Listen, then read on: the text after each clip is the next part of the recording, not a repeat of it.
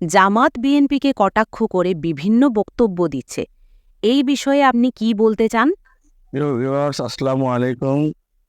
আপনারা জানেন ইদানিং জামাত শিবির বা জামায়াত ইসলামের দলটা এমনভাবে কথাবার্তা বলতেছেন, মনে হচ্ছে যে এদেশের বাপ মা ওনারাই। তো আপনারা ইতিহাসের পাতায় জানবেন, এই জামাত ইসলামী বাংলাদেশে এমন কোনো প্রতিষ্ঠান বা এমন কোনো কিছু করেছে যে যেটা সাধারণ জনগণের কাজে লাগে, এমন কোনো কিছু করতে পারেনি।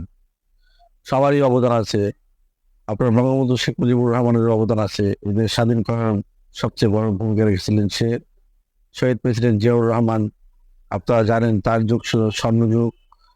তিনি এদেশের জন্য অনেক কিছু করে গিয়েছেন। এদেশের জন্য তিনি যে জীবনে যা ত্যাগ স্বীকার করেছেন, এদেশের জন্য যা অর্জন করেছেন, বাংলার কোনো নেতা এত অর্জন একটা দেশের জন্য করতে পারেনি। কিন্তু আজকে জামাত শিবির, ওদের মনে হয়, ওদের কথা শুনলে মনে হয় এই দেশটা ওদের বাপদাদার। ওরা এই দেশে এমন কিছু প্রতিষ্ঠান করেছে যেই প্রতিষ্ঠানের গুণান্বিত হয়ে এই দেশ পরিচালনা হচ্ছে।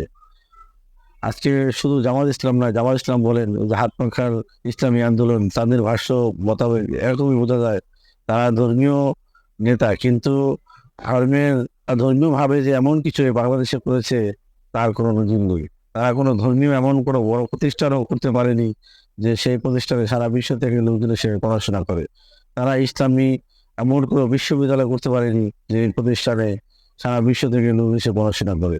কিন্তু তারা মানুষের বদনাম করা, সবাই যারা কাজ করবে তাদের বদনাম করবে, আবার বিপদে বলে তাদের কাছে আশ্রয় নিবে। আসলে এরা এরা কোন ইসলাম প্রতিষ্ঠা করতে চায় মানুষের কাজে না লেগে? ইসলাম তো শিখিয়েছে প্রথমে মানুষের পাশে দাঁড়াতে, মানুষের খেদমত করার। কিন্তু এরা কোন খেদমত করতেছে আমি জানি না। এই বাংলাদেশে তাদের এমন কি করেছে নজিরবিহীন যে সেরা বাংলাদেশে আছে। সব নেতাদেরই কম বেশ বাংলাদেশের ভূমিকা রয়েছে। কিন্তু আপনি এই ইসলামী আন্দোলন বলেন, জামাত ইসলাম বলেন, এদের আস্তে বাক্কা বাক্কা কথা শুনলে মনে হয় যে এরা এই দেশের জন্য অনেক কিছু করেছেন। আসলে বোকা। এরা মানুষকে যুক্তি দিয়ে বুঝিয়ে, এরাও আসলে ওই যে প্রাউডের মতো বুদ্ধিজীবী। প্রাউড কিন্তু অনেক বুদ্ধিজীবী ছিল, কিন্তু প্রাউডের বুদ্ধিটা কিন্তু সে সঠিক কাজে লাগায়নি। আমি মনে করি এই জামাত, এই শিবির, এরাও তাদের বুদ্ধিবৃত্তি আছে, কিন্তু সেই বুদ্ধিগুলো তারা সঠিক কাজে লাগাচ্ছে না। তারা মানুষের প্রপাগান্ডা করতেছে। আমি এজন্য তাদের ধিক্কার জানাই।